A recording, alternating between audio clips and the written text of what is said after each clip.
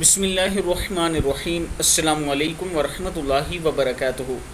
عابد راضی چینل کی طرف سے آج میں اپنے دوستوں کے ساتھ رسول اللہ صلی اللہ علیہ وآلہ وسلم کا بہت ہی پیارا فرمان شیئر کروں گا۔ اس سے پہلے میں اپنے دوستوں سے ریکویسٹ کروں گا کہ ایک بیوہ عورت ہے جنہیں گھر کی ضرورت ہے، ان کے پاس گھر نہیں ہے، آزاد کشمیر سے ان کا تعلق ہے، ان کے پاس زمین موجود ہے، ہم نے صرف گھر بنا کے دینا ہے اور اس کا خرچہ 7 لاکھ روپے آ رہا ہے، جس میں سے 3 لاکھ میرے پاس جمع ہو چکا ہے۔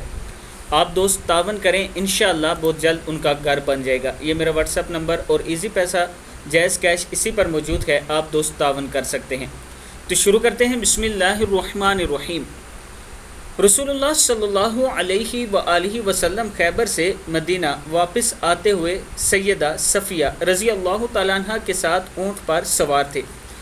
جب سیدہ صفیہ رضی اللہ تعالیٰ عنہ اونٹ پر سواری کا ارادہ کرتی تو رسول اللہ صلی اللہ علیہ وآلہ وسلم اونٹ کے پاس اس طرح بیٹھ جاتے کہ اپنا گھٹنا مبارک کھڑا رکھتے اور سیدہ صفیہ اپنے پاؤں رسول اللہ صلی اللہ علیہ وآلہ وسلم کے گھٹنے مبارک پر رکھ کر سوار ہو جاتی۔ صحیح بخاری کی حدیث ہے۔